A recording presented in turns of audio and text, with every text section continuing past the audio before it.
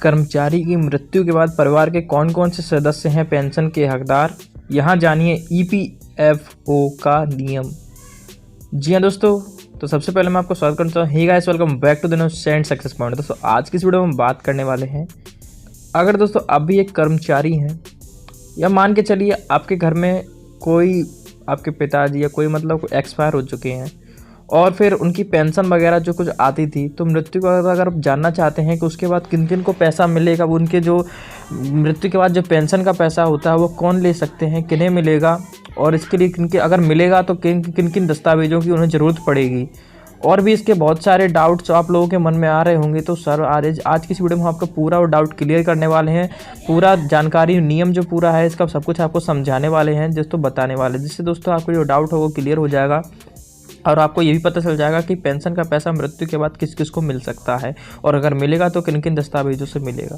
तो सारा ज़्यादा आपका टाइम वेस्ट करेंगे नहीं, तो वीडियो में आपको आगे ले चलेंगे। लेकिन दोस्तों वीडियो में आगे बढ़ने से पहले आपसे एक छोटी सी रिक्वेस्ट है, इस चैनल पर नए हैं तो चैनल को सब्सक्राइब कर लें, वीडियो को एक लाइक कर दें।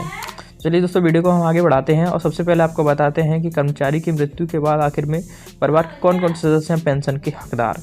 तो दोस्तों हम आपको बता दें कि EPFO family pension organised sector में काम करने वाले सभी कर्मचारियों की बेसिक सैलरी और डीए का 12% यानी 12% अमाउंट हर महीने कर्मचारी भविष्य निधि ईपीएफ में जमा होता है। इतना ही कंट्रीब्यूशन नियोक्ता को भी करना होता है। एम्प्लॉयर द्वारा कंट्रीब्यूट किए जाने वाले 12% में से 8.33% हिस्सा कर्मचारी के पेंशन अकाउंट में जाता है और 3.67% हर महीने ईपीएफ में जाता है। यानी कि आप जान सकते हैं ईपीएफ में जो आपका 3.67% जो इसका जो पैसा होता है हर महीने ईपीएफ में जाता है। अब आगे हम आपको बता दें कि पेंशन अकाउंट में साल दर साल जमा यही पैसा इकट्ठा होकर रिटायरमेंट के बाद पेंशन के तौर पर दिया जाता है। आप लोग सोचते हैं कि रिटायर के बाद जो पेंशन आपको मिलती रहती है, जो होता नहीं, कुछ नहीं है। जो आपका ईपीएफ स्टार्टिंग में कटता जाता है यही पैसा इकट्ठा हो जाता है और रिटायरमेंट के बाद आपको पेंशन के तौर पर यही पैसा दिया जाता है। लेकिन अगर किसी कारणवश ईपीएफ मेंबर की मौत हो जाती है तो इस पेंशन का लाभ उसके परिवार को दिया जाता है। इस कारण इसे फैमिली पेंशन भी कहा जाता है। जानिए कर्मचारी की मौत की स्थिति में परिवार के कौन से सदस्य होते हैं पेंशन के अधिकारी। अब चलिए पूरा आपका इतना डाउट तो हमने क्लियर कर दिया कि रिटायरमेंट के बाद जो पैसा मिलता है वो कौन सा, वो आप ही का होता है दोस्तों, ईपीएफ पहले स्टार्टिंग में कटता है। अब चलिए जानते हैं कि परिवार के कौन से सदस्य उस पेंशन को बाद में ले सकते हैं, उनको किन किन को मिलेगा।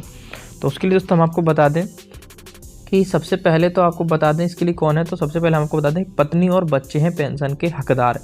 ईपीएफओ के नियम के अनुसार अगर कर्मचारी 10 साल की नौकरी पूरी कर चुका है तो वो पेंशन पाने का हकदार हो जाता है। पेंशन अधिकारी बनने के बाद अगर उसकी मौत हो जाती है तो ईपीएस के तहत मिलने वाली पेंशन का लाभ मृतक कर्मचारी के जीवन साथी, अगर पत्नी है तो पति और वाइफ वुमेन है तो पति, और अगर मैन है तो पत्नी को, और अधिकतम 2 बच्चों को मिलता है। ऐसे में पत्नी को पेंशन का 50% हिस्सा मिलता है यानी 50%, और अगर बच्चों की आयु 25 साल से कम है तो उन्हें 25% हिस्सा दिया जाता है। बच्चों में सगे कानूनी रूप से गोद लिए बच्चे शामिल हो सकते हैं। तो अगर आपने किसी बच्चे को गोद भी लिया है तो वो भी इसके लिए शामिल हो सकते हैं, वो भी इसका पैसा ले सकते हैं।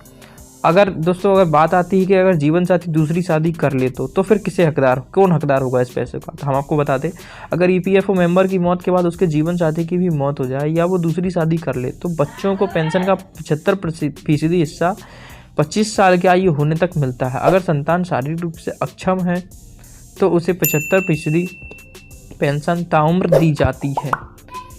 तो शारीरिक रूप से यानी अक्षम यानी विकलांग वगैरह है तो उसे 75% पेंशन ताम उम्र, जब तक वो रहेगा, उम्र जब तक उसकी रहेगी तब तक 75% से पेंशन दिया जाएगा।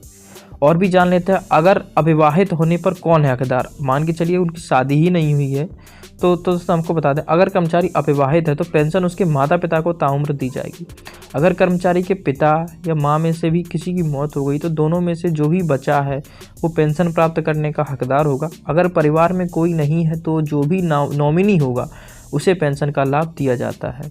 तो दोस्तों आई होप कि आपको सारे डाउट्स हमने क्लियर कर दिए हों कि अगर उसकी शादी नहीं हुई तो उसके माता पिता को मिलेगा और उनमें से भी कोई नहीं है तो आपने जब ये कर्मचारी पेंशन का वो मिलता होगा तो आपने रजिस्ट्रेशन कराया होगा तो उसमें नॉमिनी ऐड किया जाता है। आप मृत्यु के बाद किसे इसका आपका हकदार होगा तो नॉमिनी जो भी होगा उसको पैसा मिलेगा। अदरवाइज दोस्तों कि मृत्यु के बाद पेंशन कौन ले सकता है, इसका हकदार कौन है, इससे लेकर दोस्तों आपके मन में जितने भी डाउट्स होंगे वो आई होप कि आपके सारे डाउट्स मैंने क्लियर कर दिए होंगे। दोस्तों आज की वीडियो में बस इतना ही। दोस्तों वीडियो अच्छी लगी तो वीडियो को एक लाइक करें, चैनल को सब्सक्राइब करें। चलिए इसके बाद मिलते हैं आपसे अगली वीडियो, तब तक के लिए टेक केयर, गुड बाय, जय हिंद, वंदे मातरम।